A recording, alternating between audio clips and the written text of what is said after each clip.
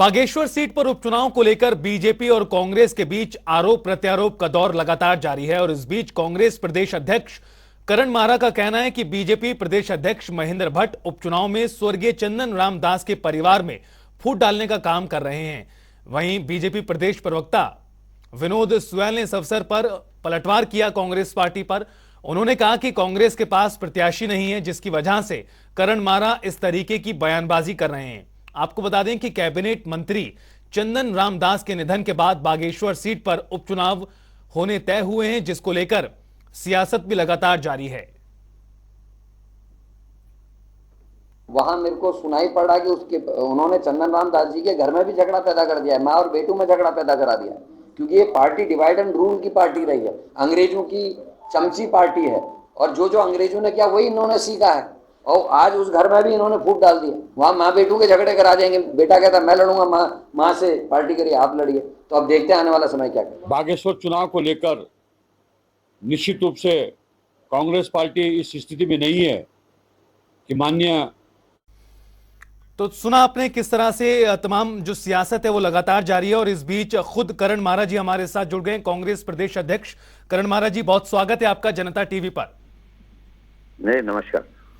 करण मारा जी, आपकी ओर से कहा गया है कि परिवार में फूट डालने की कोशिश कर रही है भारतीय जनता पार्टी चंदन राम दास के परिवार में। हालांकि बीजेपी प्रवक्ता कह रहे हैं कि दरअसल कांग्रेस पार्टी के पास प्रत्याशी नहीं है, यही वजह है कि इस तरह से बयानबाजी की जा रही है। क्या कहेंगे आप? देखिए, बीजेपी का इतिहास है। मैंने ये उस संदर्भ में कहा जिसमें इनके अध्यक्ष ने ये कहा था कि कांग्रेस को कैंडिडेट नहीं देना चाहिए और सिंपैथी रखते हुए वहां चुनाव फ्री कर देना चाहिए। उस पर मैंने ये कहा कि जिस समय आदरणीय सुरेंद्र राकेश जी की मृत्यु हुई और उनकी विधवा पत्नी ममता राकेश जी चुनाव लड़ रही थी, उस समय इन्होंने उनके घर में फूट डाली और उनके सगे भाई, सुरेंद्र राकेश के सगे भाई को अपनी भाभी के खिलाफ चुनाव लड़ने के लिए मजबूर किया। और आज वो हमसे उससे अपील कर रहे हैं। वहां मेरी जो जानकारी है आज की डेट में, क्योंकि वो परिवार बहुत लंबे समय से हमारे पारिवारिक रिश्ते हैं, वहां इन्होंने उस परिवार में भी इस तरीके के हालात पैदा कर दिए हैं कि कौन चुनाव लड़ेगा। तो ये सत्य बात है और मैं जानता हूं, क्योंकि बीजेपी पार्टी जो है वो सुचिता की बात दिखाने के लिए तो करती है, लेकिन तमाम जितने मामले इन 11-12 महीने में हम पूरे प्रदेश में देख रहे हैं, इससे उनकी साफ कलई खुलती है।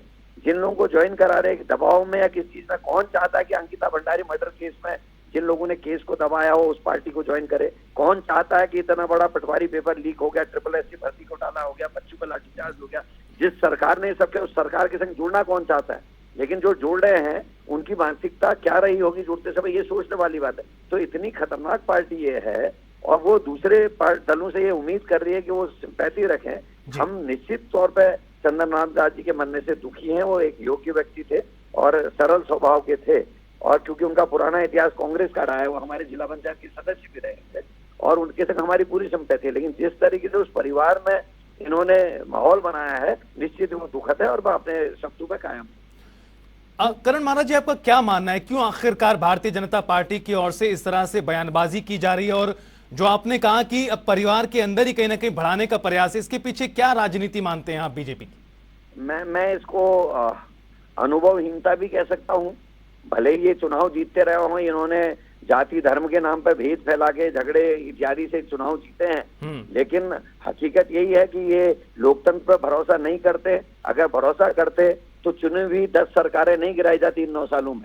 जो जनता के मैंडेट से जीती हुई सरकारें जो बनी थी जनता के वोटों से, उनको गिराकर अपनी सरकारें इन्होंने बनाई हैं। तो ऐसी पार्टी जो चुनी हुई सरकारों को गिराने में महारत हासिल कर रही हो, जिसमें उस पार्टी का कैसे भरोसा किया जा सकता है लोकतंत्र? जी चलिए, बहुत बहुत शुक्रिया करण मारा जी हमारे साथ जुड़ने के लिए और तमाम बातचीत और चर्चा के लिए।